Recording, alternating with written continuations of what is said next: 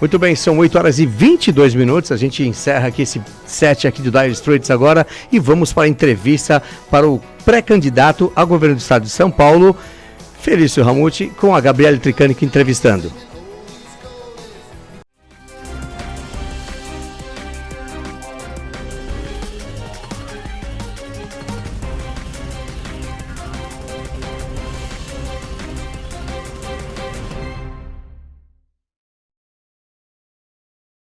Bem-vindos em mais uma edição do Coliseu da Guardiã Imagem e Som, para você que nos acompanha em todo o estado de São Paulo, no Brasil e no mundo. Olha, aproveitem, curtam as nossas redes sociais, tá bem aí na telinha do seu celular. Como vocês sabem, semanalmente eu recebo aqui nos estúdios da nossa matriz em Santo André os pré-candidatos ao governo do estado de São Paulo. E dessa vez, quem está aqui conosco é Felício Ramute. Ele é do PSD, foi prefeito em São José dos Campos, aliás, um dos mais bem avaliados da história do município. Seja muito bem-vindo. Bom dia, Gabi, um prazer estar aqui com o Guardiã da Notícia, Coliseu, um prazer estar com vocês. Vamos falar sobre política, sobre gestão e sobre futuro. Muito bem, na semana passada você esteve lá no Litoral Norte, né, Ilhabela. Hoje a gente não vai falar só sobre o Grande ABC, mas sobre o estado de São Paulo. E eu já começo te perguntando, Felício, por que você migrou do PSDB para o PSD de Gilberto Kassab? Olha, Gabi, foram 28 anos no PSDB. E eu logo que fui eleito, 2 anos depois, já costumava dizer que o PSDB que estava saindo de mim, não eu que estava saindo do PSDB. Na verdade, aquele PSDB que eu me filiei quando eu tinha 23 anos de idade, quando eu fui e me aproximei por conta do parlamentarismo, né? Teve um plebiscito de parlamentarismo, monarquia e presidencialismo, e ali nós tínhamos que escolher, votar, e ali que eu me aproximei de um partido político. Então aquelas lideranças, aquele jeito de fazer política, ao longo dos anos o PSDB foi perdendo, inclusive a sua capacidade de renovação. Mais para frente, eu tive muitos embates durante a pandemia, por conta da gestão da pandemia. Nunca fui um negacionista, mas defendi a autonomia dos municípios, e depois, na prévia do PSDB, eu apoiei o candidato Eduardo Leite, ao invés de apoiar o governador Dória. Portanto, depois disso, era o momento de eu sair do PSDB, depois de 28 anos, e eu não fiz sozinho, não foi um projeto pessoal, foi um grupo, 90% do grupo do PSDB de São José dos Campos migrou para o PSD, inclusive o meu vice-prefeito, que agora é prefeito, Anderson Farias. Todos fomos e entendemos que o projeto do PSD tinha mais a ver com aquilo que a gente pensa para o futuro da nossa cidade, do nosso estado e do nosso país, e, portanto, acabamos fazendo essa escolha, e depois veio o convite para ser pré-candidato ao governo. Você tomou uma atitude aí, uma medida muito audaciosa, deixou, né, o seu mandato pela metade para disputar o governo do estado de São Paulo. O que te fez acreditar, né, de deixar a prefeitura, que você ganhou as eleições democraticamente, para uma nova disputa? Olha, Gabi, de fato talvez tenha sido a decisão mais difícil, né, de toda a minha vida. Eu fui candidato, né, na primeira vez, nunca tinha sido candidato a nada, nem a síndico de prédio, e aí eu fui eleito, comecei com 2%, terminei com 62% dos votos. Depois fui reeleito prefeito, também no primeiro turno. E quando veio o convite, né, eu tinha 82% de ótimo, bom, regular, portanto uma excelente avaliação na nossa cidade. Mas eu entendo que, assim como eu tenho um vice que vai dar continuidade ao nosso trabalho, isso me deu tranquilidade também para tomar a decisão. Eu entendo que era o momento da gente poder expandir o nosso jeito de fazer política e de fazer gestão para o estado de São Paulo. Poder ter a oportunidade de mostrar as realizações de São José dos Campos, como a gente pensa a gestão administrativa. Eu gosto de fazer isso, uma oportunidade de poder contribuir com o estado de São Paulo, transformar a vida das pessoas como a gente fez em São José. Claro, que num patamar ainda maior, milhões de pessoas lá em São José, ainda que com uma das cidades maiores do estado de São Paulo, 750 mil habitantes, né? Essa oportunidade de transformar a vida das pessoas para melhor de todo o estado, é claro, que me seduziram, assim, vamos dizer, para que eu aceitasse o convite. E essa tranquilidade de saber que os nossos compromissos em São José dos Campos serão todos cumpridos com o vice-prefeito Anderson, que é do meu partido, é meu parceiro e que vai cumprir todos os nossos compromissos que nós fizemos ao longo da campanha. Então foi uma decisão difícil, conversei com a população, com a sociedade civil de São José dos Campos e vi que era um momento de divulgar a cidade, trabalhar pelo Vale, mas trabalhar por todo o estado, melhorando a vida das pessoas em um outro patamar. Então essa é a missão, esse é o desafio e nós queremos contribuir ao longo do processo eleitoral. Você pegou duas gestões de governos diferentes, né? A gestão do governador Alckmin, finalzinho com o governador Márcio França, e o governador Dória não chegou a pegar o Rodrigo Garcia. Como é que foram essas gestões para você como prefeito? Olha, primeiro, recém-assumido, né? Tinha recém-assumido um pouquinho da gestão Alckmin, mais da gestão Márcio França, que eu acho que foi que marcou mais, até por conta de uma repetição de um período que a gente vê agora, né? Foi uma gestão marcada pelo ano da inauguração da Pedra Fundamental. Eu acho que é isso que acontece hoje no estado de São Paulo também, mais uma vez se repete. Eu, como prefeito recém-eleito, preciso dizer, naquela época, né?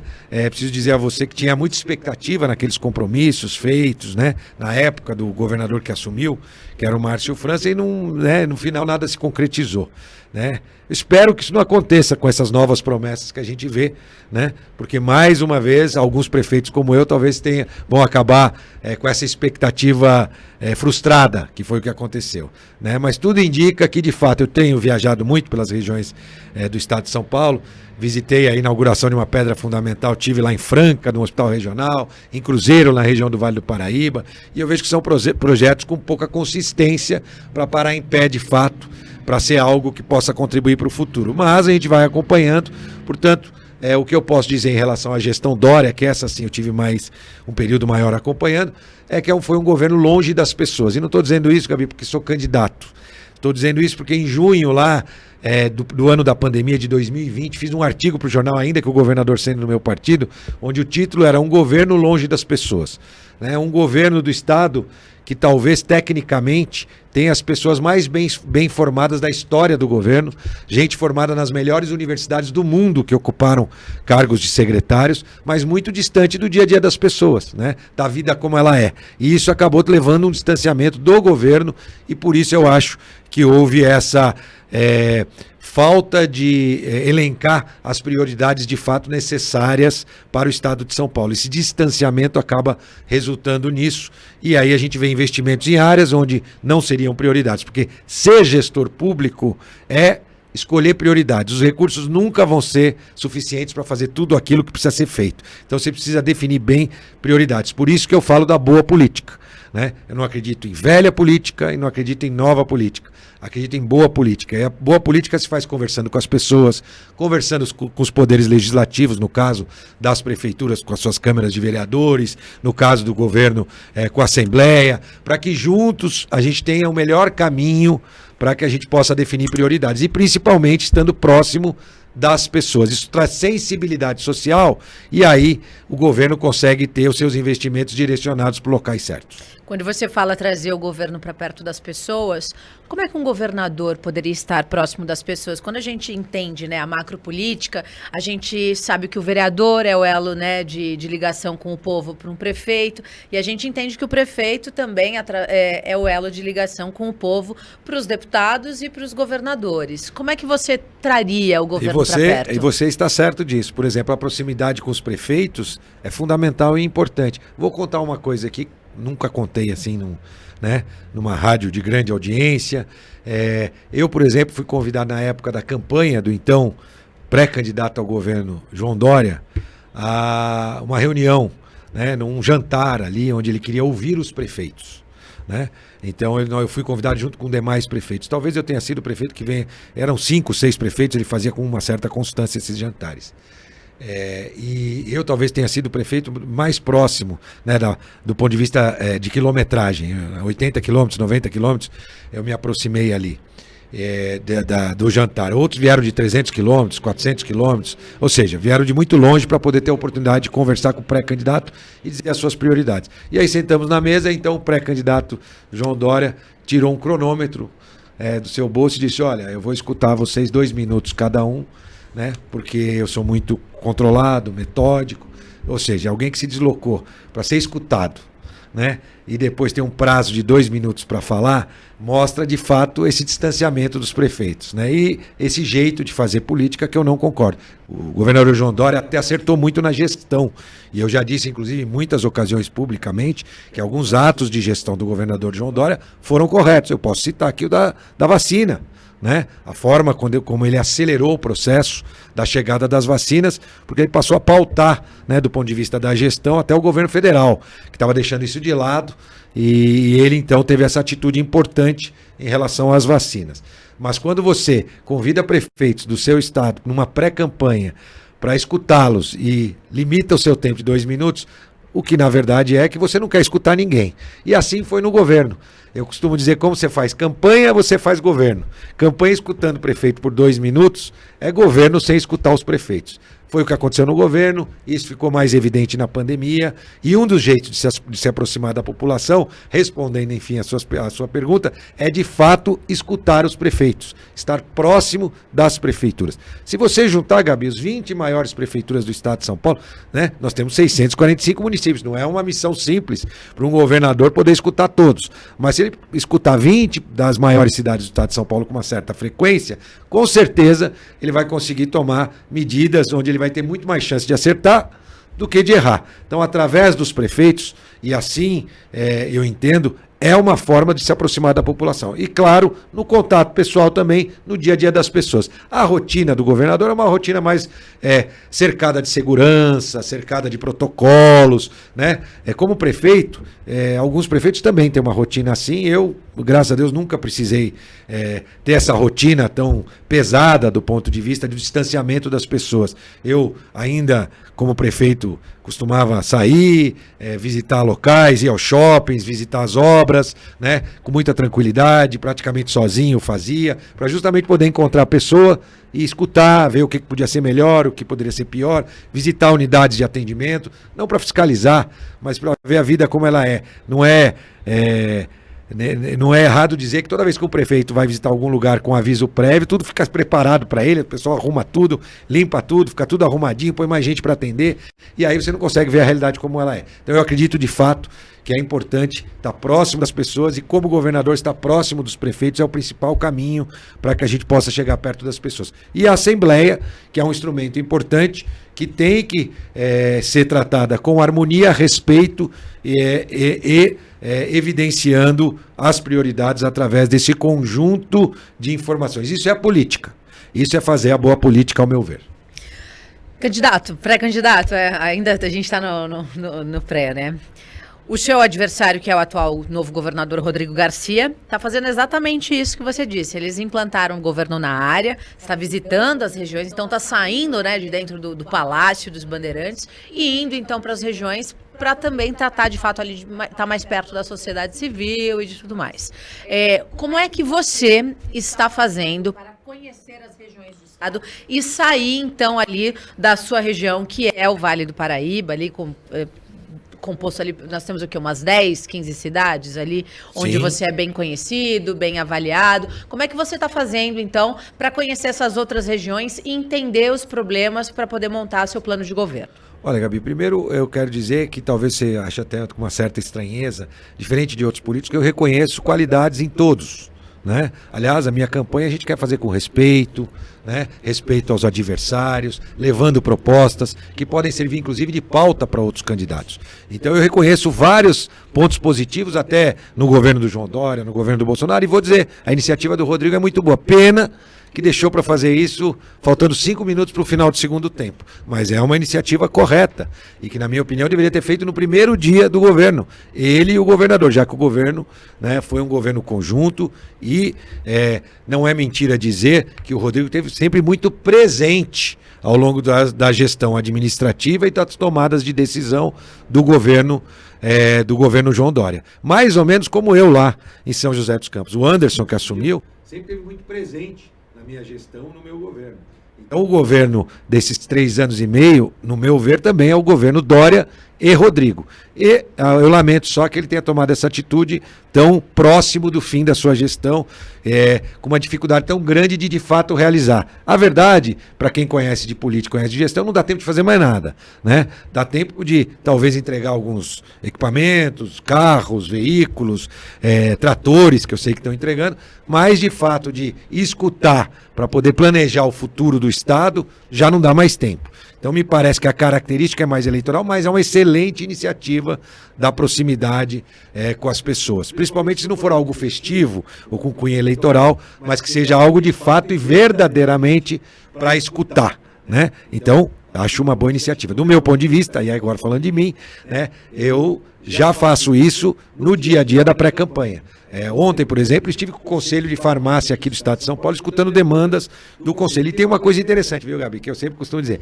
Tem uma grande vantagem de ter 2% das pesquisas. Justamente isso. Quando alguém tem 10, 15, 20% do candidato, normalmente onde ele vai, costuma-se, até por uma certa pressão dos políticos, fazer grandes eventos, né? Grandes eventos onde o candidato muito mais fala do que ouve, né? E eu tenho a oportunidade de mais escutar do que ouvir. Assim, quando eu estive em Franca, me reuni com o sindicato dos fabricantes de calçado, com a cooperativa lá dos produtores de café. Então tem essa grande vantagem. Um candidato que tem mais liberdade para poder se deslocar e poder escutar, tem mais chance depois de acertar ao longo da campanha, na sua construção do seu programa de governo. E eu tenho visto alguns problemas e algumas demandas do Estado pessoalmente, né? Inclusive visitando especificamente, agora recentemente eu estive no Porto, né, de São Sebastião, na travessia de Ilhabela, o Porto de São Sebastião, que muita gente fala muito do Porto, mas pouca gente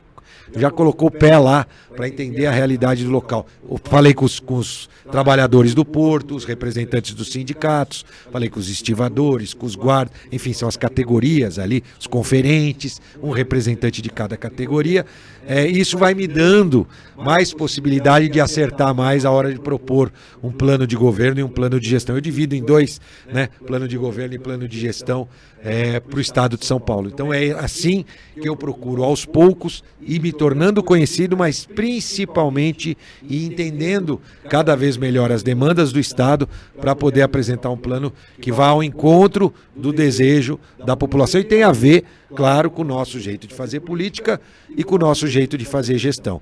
Aí nós temos agora o horário partidário, a final de junho, onde eu devo ter a oportunidade de representar o meu partido nas propagandas partidárias, e depois o horário eleitoral de fato, onde o PSD tem um certo tempo de televisão, por volta de 1 minuto, onde a gente acredita que vai poder construir aí uma forma de mostrar um pouco do que eu penso e me tornar mais conhecido.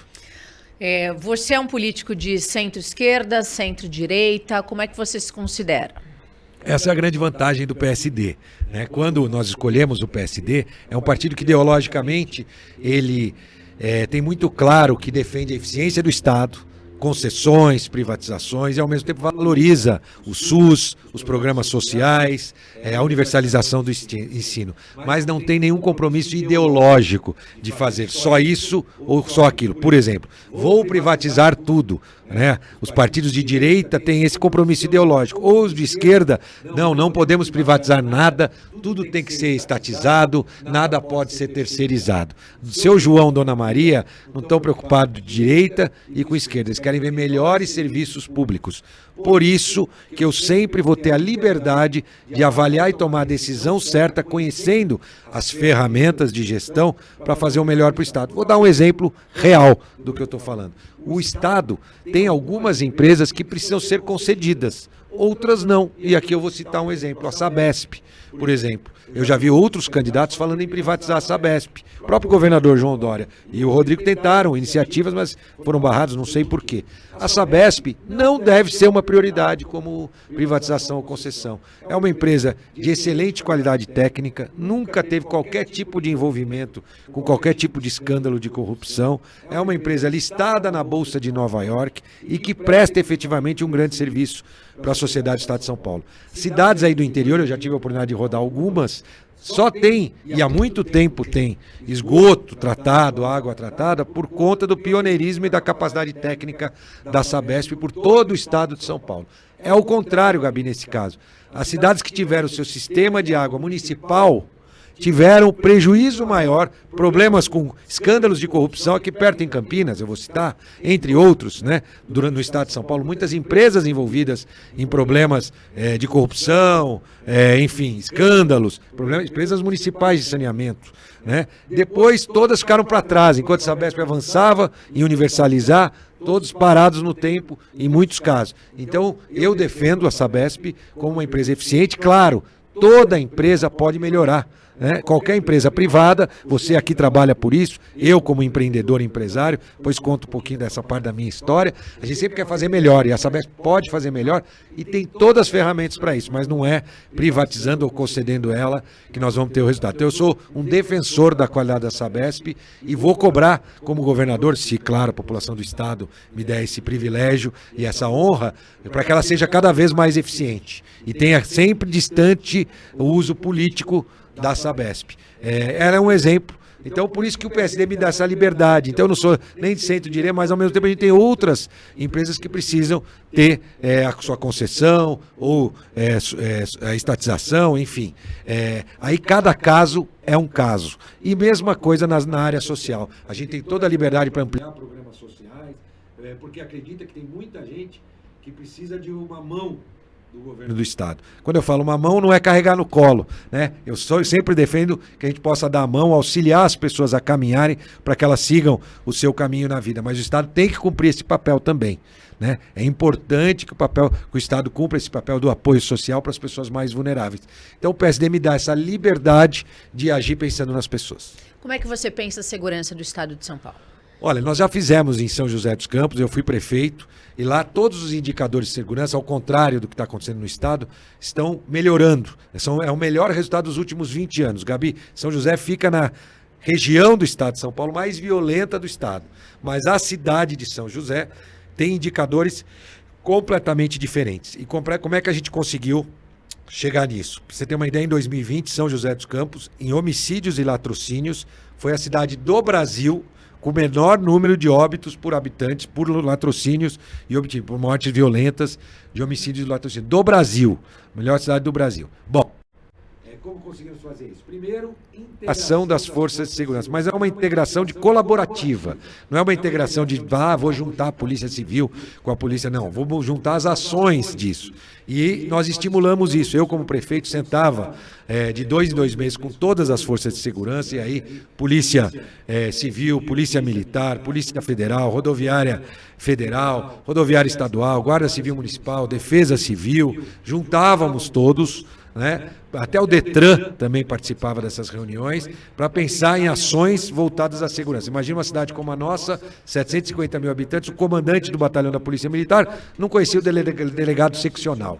Então, era hora de deixar as vaidades de lado e trabalhar pelas pessoas. E era o que a gente fazia. E um momento de pauta positiva para a imprensa. Porque você sabe que segurança pública para a imprensa normalmente tem destaque quando tem grandes crimes, grandes problemas. E ali era um momento de pautas, porque a imprensa também era convidada para acompanhar os dados, acompanhar os números, ver o que estava bom, o que estava ruim. Em conjunto, a gente expunha. Até teve uma oportunidade interessante, olha só.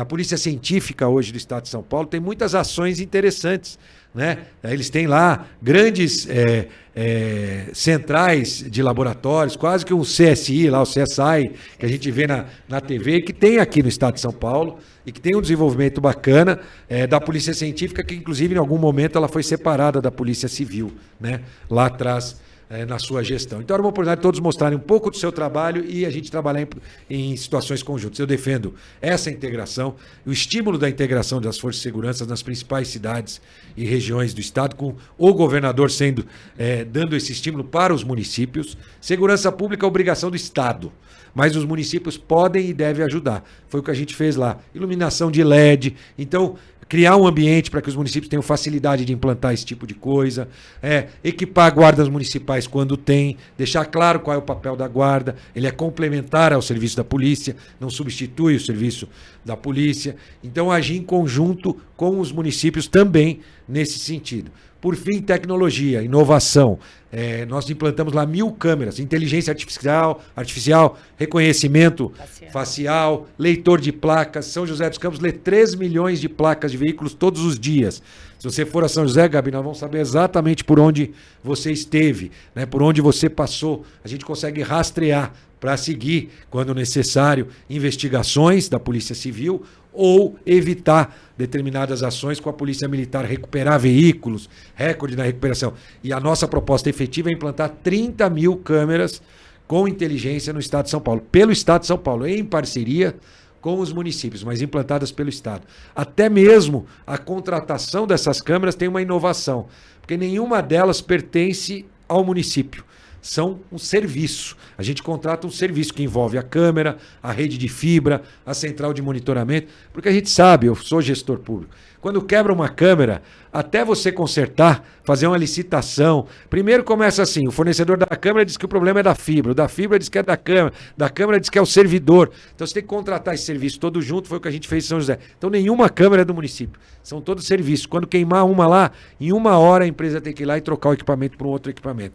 Então você cobra o serviço efetivo e isso que resolve para o cidadão. Então, investir em tecnologia, 30 mil câmeras, integração das forças de segurança, aumento do salário inicial da polícia militar e da polícia civil e, por fim, melhorar a infraestrutura da polícia civil. Polícia civil sucateada. Né? A Polícia Civil está numa situação, eu acho que o objetivo talvez em algum momento era integrá-la ou acabar com a Polícia Civil, não sei, não consegui acompanhar qual foi o objetivo ao longo de todos esses anos, né, dos governos, mas a Polícia Civil de fato precisa ser modernizada e ter uma melhor infraestrutura. E por fim, uma nova polícia aí, que hoje chamam de polícia, mas ainda não foi regulamentada. Eu sei que tem na Alesp uma lei e talvez agora seja o momento, né? Momento de eleição, momento bom. Quem sabe os nossos famosos policiais penais, polícia penal.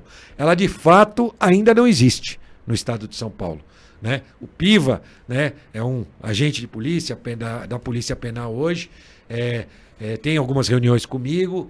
E ele explicou bem como funciona essa situação, que são os agentes que cuidam da segurança nos presídios, e a gente sabe que eles também precisam de uma valorização em conjunto com uma melhor infraestrutura para eles e para garantir as seguranças com monitoramento dentro dos presídios. Portanto, os agentes que hoje são agentes e que precisam de fato ser transformados em polícia penal, precisam de um apoio maior do governo do estado.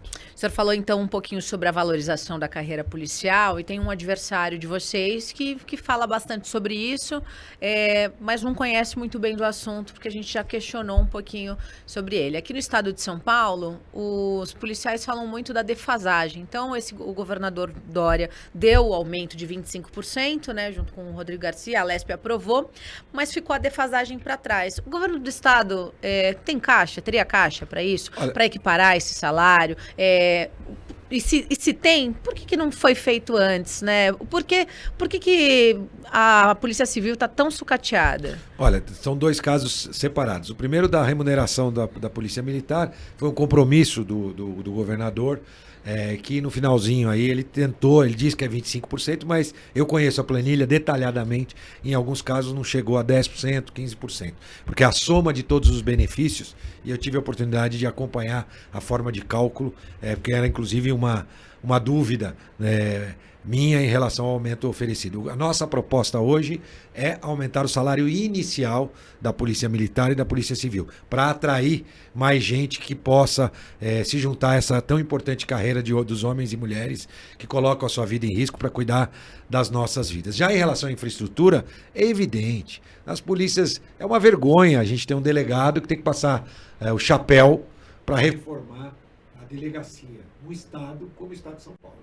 Não tem condição. 52 bilhões de superávit. Né? Em São José, em Campos do Jordão, tem uma delegacia que funciona num trailer. Em São José, a primeira delegacia é uma vergonha, né? Que funciona num prédio antigo e com uma condição precária de trabalho. Então, é importante que a gente consiga, de fato, levar a infraestrutura. E dá para fazer, não é difícil de fazer. A gente consegue aproveitar as prefeituras, compartilhar recursos para poder dar uma condição decente para a Polícia Civil e para a Polícia Militar. Já em relação, muita gente me pergunta, em relação ao contingente de policiais. Tem uma defasagem aí de 15 mil policiais. Que é gigantesco. Né? E aí eu respondo com muita tranquilidade. Nunca o estado de São Paulo e qualquer outro estado terá o mesmo número de policiais que teve no passado. Hoje não se faz imprensa como se fazia antigamente, com o mesmo número de pessoas. Não se faz indústria como se fazia antigamente. E nós não podemos fazer segurança como se fazia antigamente. Então nós nunca vamos chegar a esse número de pessoas. Desculpe. Ó, você está acompanhando a entrevista com o pré-candidato ao governo do estado de São Paulo, Felício Ramute, do PSD. Para você que não conhece ele, a gente está batendo esse papo aqui para conhecer as propostas e o porquê que ele quer ser governador aqui do maior estado, né, do nosso país, do Brasil, São Paulo, né? Continuando aqui, nós nunca vamos chegar ao número de policiais, seja da Polícia Militar ou da Polícia Civil, que o estado já teve.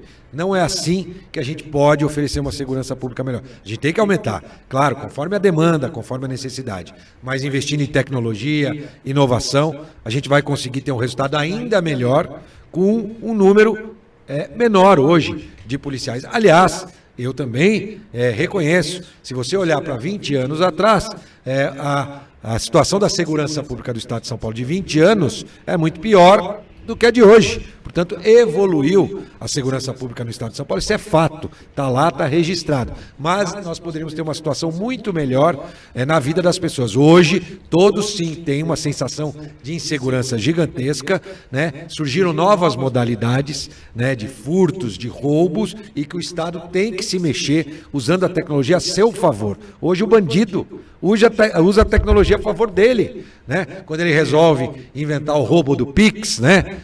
E por que nós, gestores públicos, não temos que usar a tecnologia ao nosso favor, enfim, a favor do cidadão? É isso que eu defendo. Dá para fazer, nós fizemos em São José dos Campos e é possível fazer em todo o estado de São Paulo. E ainda falando então sobre a favor do cidadão, candidato, qual a sua avaliação especificamente sobre o combate ao crime organizado? E aí eu vou estender a como o Estado pretende intervir em relação aos pancadões. A gente tem a região do Paraisópolis, que é uma das maiores comunidades da América Latina, onde o trabalhador de bem que mora na comunidade não consegue dormir em paz, porque o baile funk começa na quarta-feira e termina na segunda, às 6 horas da manhã. Nenhum governador que passou durante todos esses anos conseguiu intervir nessa situação. O que o Estado poderia fazer? Olha, eu acho que essas ações integradas que eu acabei de dizer são muito importantes para a gente conseguir avançar nisso. Lá em São José dos Campos, nós ampliamos operações integradas, e aí é integrada mesmo, porque ela tem que envolver a Polícia Militar, a Guarda Civil Municipal, órgãos de controle como, por exemplo, voltados a agentes de trânsito, Detran, enfim, todos atuando em conjunto em determinados tipos de operação e blitz. O que eu já vi, e muita gente defendeu no passado, é aqueles grandes veículos, né, eles chamavam lá os caveirões, com jatos de água, e eu sou contra. Você trata jovens como se eles já fossem bandidos de alta, né, já com choque, eles já têm a primeira experiência deles como jovem, enfrentando o choque, e muitas vezes eles conseguem escapar, né, disso, e já vão dizer, olha, eu enfrentei o choque, e o choque não é nada, né, eu sou capaz de enfrentar o choque. Imagina qual é o sinal que você está dando isso para o futuro desses jovens. Então é possível fazer de outro jeito, mas vale lembrar uma coisa. Aqueles pais, né, aqueles jovens que lá estão, tem pai, tem mãe, tem família, né? Então a gente precisa também conscientizar que aqueles jovens, eles estão lá porque alguém, alguma família entende que não é a forma adequada de controlar o seu filho quando você larga ele aí vamos dizer assim, na vida ou nos pancadões. Então, a gente tem que ver a responsabilidade de cada um. Lá em São José dos Campos, a gente conseguiu evoluir também com a parceria do município, por incrível que pareça, com as pessoas, com as entidades. Eu vou explicar. E eu acredito muito nisso. Lá nós existe a atividade delegada do Estado. Nós criamos a atividade delegada do município, para a Guarda Civil Municipal. E o que é essa atividade delegada? A gente tinha problemas em alguns bairros, e a Associação Amigos de Bairro passaram a contratar a hora do Guarda Civil Municipal, assim como a atividade delegada, e nas horas de folga, a gente reforçou lá ali na Guarda Civil, naquele bairro, fruto daqueles problemas, a ação da Guarda Civil Municipal preventiva. Não funciona em todas as regiões da cidade, mas em algumas regiões da cidade, isso pode ajudar e pode funcionar. Foi o que fez lá. Para você ter uma ideia ali, tiveram locais da cidade de São Paulo que nós tivemos que proibir o estacionamento, E aí muita gente perguntou, vocês vão botar uma placa proibido estacionar a partir das 10 horas da noite, isso vai resolver o problema dos pancadões? Vai doer no bolso. Porque quando você tem um pancadão ou um evento desse já estabelecido, você conseguir agir com a polícia é um risco muito grande para você conseguir fazer com que haja dispersão daqueles jovens ali. Tem grande chance de dar errado. Agora, você pode, por exemplo, através de câmeras, multar os veículos que ali estão estacionados, no caso de veículos. Então você tem várias ações que você consegue fazer para tentar evitar a formação. Não é simples, ainda mais assumir esse compromisso de eliminar os pancadões em todo o estado de São Paulo. Mas é possível, sim, criar ações conjuntas para minimizar esse problema nas cidades e, consequentemente, no estado de São Paulo. O estado entrando com a parte dele, criando um método em conjunto, e aí vamos falar de integração de novo, com as cidades, né, para que a gente consiga atuar nisso. Não vai ser algo que você pode escutar um candidato dizendo eu vou acabar com os pancadores, desconfie, porque se ele disser isso é um fenômeno da vida moderna, na pandemia se amplificou, né? Eles aprenderam na pandemia a fazer, porque não tinha opção de lazer os jovens, né? E acabaram ampliando o número de pancadões. É uma missão complexa, até mesmo envolvendo uma legislação que é a questão das adegas. As cidades do interior têm sofrido com essa questão das adegas. Lá em São José nós enfrentamos isso. Tem uma lei em São José dos Campos que proíbe o funcionamento das adegas após as 10 horas da noite, né? E nós encaramos esse problema de frente. As adegas foi um jeito de burlar, né, de fazer um bar ao longo de todo o estado de São Paulo, burlando, servindo ali a bebida e os jovens consumindo na porta das adegas, que normalmente, por ser uma atividade de simplificação para abrir, normalmente funciona do lado de uma casa ou dentro de um bairro. E o fenômeno das adegas contribuíram para que a gente tivesse o aumento também dos pancadões e dos fluxos. É preciso encarar, sim, essa legislação das adegas, e isso eu já fiz e vou fazer. Trazendo aqui para a região do Grande ABC, são 2 pontos principais aqui na região, né? A gente já está chegando perto do fim, também para não tomar muito seu tempo e estender aqui a nossa conversa para quem está acompanhando, te conhecer um pouquinho mais. A gente tinha um metrô licitado que era para ser entregue agora no ano de 2021. Esse metrô foi licitado, essa obra começou, parou, nunca aconteceu e não foi entregue. Na gestão agora do governador Dória, eles chegaram num consenso que ficaria muito caro fazer as desapropriações. Conheço. E modificaram aí para um outro modal. Vamos falar sobre ele. Qual a sua avaliação? Bom, vamos lá. Diferente de outros candidatos que talvez, né, não conheçam um pouco da região, né, eu não vou falar sobre ferrovia lá no Mato Grosso para te responder. Vou falar sobre o fato real. Primeiro, tem uma forma errada aí. Houve uma prorrogação de um contrato local, de um contrato muito antigo e que, inclusive, hoje está sob investigação no Tribunal de Contas, em vários órgãos, né, da possibilidade legal, né, de ter feito essa prorrogação, transformando então num BRT, né? Eu sei, hoje é operado pela Metra, inclusive, né? É este corredor que deve fazer essa operação com BRT, onde a construção foi passada para a empresa, que é a operadora, né? Fazendo com que o contrato que eles tinham fosse modificado no seu objeto. E é isso que está sendo questionado, será questionado, e vou dizer, não por mim, tá? Já está sendo questionado, mas corre um grande risco, inclusive, de não ter a possibilidade de acontecer, por conta dos questionamentos jurídicos em relação a essa prorrogação, o que é bom por um certo aspecto e é ruim por outro. Primeiro, eu defendo, de fato, às vezes, as soluções boas que são inimigas das ótimas soluções. Aqui, criar um corredor elétrico, né, que era, acho que a proposta, né, com veículos elétricos não poluentes, que pudessem atender a população da região, pode ser uma boa solução, não em detrimento de uma futura solução de metrô, né? Aqui, de fato, um investimento para metrô, vamos dizer aqui, metrô custa R$1 bilhão por quilômetro, né? Aquele outro trem que a gente chama que é o sobre trilhos, né? Suspenso, o monotrilho que eles chamam, né? Custa por volta de 500 milhões de reais o quilômetro. Né? A gente tem também obras muito lentas acontecendo, uma parte que já foi entregue na zona norte do estado e lá na zona norte da capital, e na zona sul, agora uma obra meio que começou, terminou, parou. Então, acho que pode existir sim a possibilidade dessa alimentação feita corretamente por um veículo elétrico, da forma correta, e um estudo futuro do metrô. É difícil hoje prometer essa ligação do metrô. Primeiro que a obra de metrô não é obra de uma gestão, né? Eu não conheço nenhuma obra de metrô que começou numa gestão e terminou na mesma gestão. Tem que ser projeto de governos, né? Que tem que ter início, meio e fim, um começa e o outro termina. Já conversei com alguma equipe técnica do metrô e sei que o projeto existe, né? Nós estamos checando os valores para que numa outra oportunidade eu possa me comprometer ou não e iniciar uma obra de metrô, independente do corredor de transporte que está previsto, que acho que pode ser feito, se não desse jeito que foi bolado aí, nessa engenharia, aproveitando o contrato que é existente, mas de uma nova forma, uma forma correta do ponto de vista jurídico, né, e legal, né?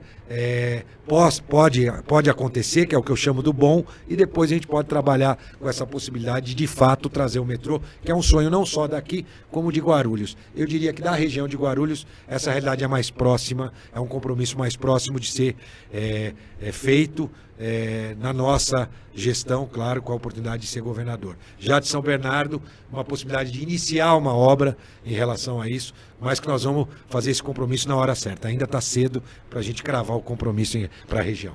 Por que lá em Guarulhos está mais próximo? É por conta da estação que já vai para o aeroporto de Cumbica? Não. Aquela estação, na verdade, não tem nada. Aliás, aquilo foi um erro, aproveitando, obrigado pela oportunidade, aquilo foi um grande erro de investimento. Eu acabei de falar sobre priorizar investimento. Resolveram, em vez de fazer o metrô, né, fazer aquele trem que no final podia ter investido de fato no metrô. Existem 2 projetos, um específico que ligaria a região de Guarulhos e o outro que a gente aproveita com a extensão de uma das linhas do metrô. A primeira que vai chegar é a extensão de uma das linhas e depois uma linha específica do metrô. Exato. E em relação às enchentes aqui na região do Grande ABC, a gente tem um piscinão... Ribeirão dos Meninos lá? O Ribeirão dos Meninos. Esse que é o ali. Tamanduateí. A gente tem um piscinão, né, que é o do Jaboticabal, que tem milhões de investimentos, que já parece que as obras estão andando. Não sei se tem a previsão aí já para inauguração. É o maior da região. É o maior da região e é o que vai resolver, né? É o que vai resolver o problema aqui das enchentes. Não podemos fugir disso, né? Eu acompanhei, inclusive, algumas cidades daqui que fizeram alguns piscinões locais, né? São iniciativas importantes. Normalmente, gestor público não gosta de investir em drenagem, né? Porque não aparece, né? Político não gosta, mas são investimentos necessários. Eu não sei qual estágio específico está a obra, parece que está bem no início, né? Bem no início. A obra, né? Esse ano é um ano importante para começar as obras, como eu falei, inaugurar, né? O início das obras, mas é uma obra fundamental, importante, que não pode deixar de ser feita. Assim como outra obra que, de uma certa forma, beneficia a região, mas tem a ver com todo o estado de São Paulo, mas aqui é um bom exemplo de uma obra que foi feita, beneficiou muito a região. Aliás, cheguei até aqui através do Rodoanel, e o Rodoanel Norte é uma obra que será priorizada, né? E aqui eu já fico o meu compromisso em relação ao piscinão. Também é uma obra que precisa ser priorizada, não pode parar, ela deve continuar para que esse problema de fato seja encarado e seja resolvido definitivamente. Então, o Rodoanel Norte, todo o Rodoanel se interliga, portanto ele vai beneficiar também a região. Mas eu saí hoje lá de São José dos Campos e 1h30 estava aqui em Santo André, né, podendo ter esse benefício de poder chegar rápido, sem precisar passar pelo centro da cidade de São Paulo. O Rodoanel Norte tem essa missão também, e para quem está mais próximo do Rodoanel Norte vai poder chegar até aqui também com muito mais rapidez, né? Quem está vindo lá da região sul do país, né, com o Rodoanel Norte pode interligar aqui e chegar aqui com muito mais rapidez. Portanto, a obra do Rodoanel Norte também será prioridade para o Estado de São Paulo. São 2 obras que a gente pode já dizer que nós não podemos parar um dia sequer, ainda aqui na transição, porque é comum também quem assume, vão parar todas as obras, né? Lá em São José a gente tinha várias obras paradas e que eu retomei todas e entreguei todas as obras, inclusive das gestões anteriores. Muito bem, a gente tem um prefeito aqui na região também que pegou a obra do PT e entregou todas. É o prefeito de São Bernardo, Orlando Morando, ele não deixou uma obra parada na cidade. Tenho várias outras perguntas, mas o tempo está apertado, então só mais uma e depois o seu perfil. A região do Alto Tietê pega o Cinturão Verde e ali muitas famílias vivem do agro, né? Vivem do que plantam, tem muitas ali, muitas fazendas, enfim. Queria ouvir um pouquinho de você sobre o estado de São Paulo em relação ao agro. Não, o nosso foco, aliás, ontem mesmo eu estava numa reunião importante falando sobre pautas para o agro, propostas, né? Uma delas que eu já divulguei é o Poupa Tempo Rural. E acho que ele vai ser o grande foco para o agro ter acesso a muitos serviços que precisam ser feitos, principalmente o pequeno produtor. Eu vou explicar, Gabi. A gente tem aqui uma grande produção de laranja. Imagina você, 40% da laranja do mundo sai do estado de São Paulo, né? Cotrale. É incrível. Aí laranja, cana, né? E eucalipto. 3 produções tão importantes, mas todas as 3, você acabou de citar uma empresa, todas as 3 na mão de grandes empresas, que bom, profissionalizadas, que têm acesso a financiamentos internacionais, são empresas às vezes multinacionais brasileiras Sim. no mundo, e que, obviamente, no caso delas, se o governo não atrapalhar, já está bom demais. Já no caso do pequeno, o que a gente precisa é que o governo lembre aquela estender a mão, né? Ele precisa dar aquela estendida de mão para os pequenos. O Poupa Tempo Rural é uma das nossas propostas para acessos a serviços, financiamentos, apoio técnico para o pequeno produtor rural. Como que funciona? Lembra antigamente já das casas da agricultura, mas algo que foi ficando no tempo. E da onde surgiu a minha ideia do Poupa Tempo Rural? É a ideia real. Nós fizemos em São José dos Campos um local que chama Ponto Rural. Por que não chamava Poupa Tempo Rural? Porque eu não posso usar como prefeito o nome de Poupa Tempo. Então foi Ponto Rural. E mais do que isso, quando a gente implantou o Ponto Rural, a iniciativa foi tão interessante que 5 cidades resolveram copiar o Ponto Rural e me pediram se podiam usar o mesmo nome. Então tem 5 cidades que estão utilizando o Ponto Rural hoje, porque nós autorizamos, obviamente, a usar. E estão usando a mesma estrutura que nós criamos no Ponto Rural. Então já é uma realidade. E o que a gente faz lá, afinal de contas? Um pouco de tudo voltado ao pequeno produtor rural. Primeiro, nós temos o escritório do INCRA. Lembra a integração? Olha lá, olha aí, compartilhar recursos. Parece algo tão simples e os governos fazem tão mal, né? Eles não conseguem integrar aquilo que já existe. Então nós tínhamos lá o INCRA. O INCRA funciona lá dentro, com todas as autorizações, parte de documentação, atende os assentamentos rurais. O INCRA funciona dentro do Ponto Rural, que será o Poupa Tempo Rural.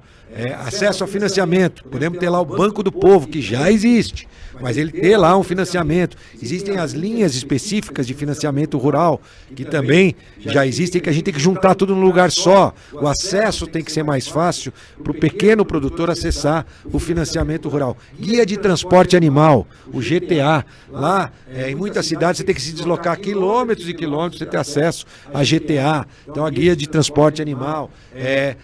A abertura das empresas rurais, do CNPJ rural, naquele mesmo lugar facilitar. Então os municípios têm que entrar junto com o Estado, porque para abrir um CNPJ rural precisa ter ação do Estado no município. Facilidade para acesso ao SIM e ao CIF e ao selo estadual, que são aqueles selos que permitem que os pequenos produtores possam comercializar seus produtos no município, no estado e no governo federal. Cada um é um nível de possibilidade. Agora houve uma mudança na legislação e um dos responsáveis foi o ex-secretário de Agricultura Itamar, para o pequeno produtor, e aqui reconheço a importância do que ele fez em relação à mudança da legislação. Não é do meu partido, mas comigo a gente tem que reconhecer as boas iniciativas. Aconteceu um caso há 2, 3 meses atrás, Gabi, desculpa me estender, mas é tão importante a gente falar de gerar emprego, renda no campo para o pequeno produtor que eu me entusiasmo. Há 3 meses atrás, o Estado, 5, 6 meses atrás, o Estado fez uma ação lá perto, perto de São José dos Campos,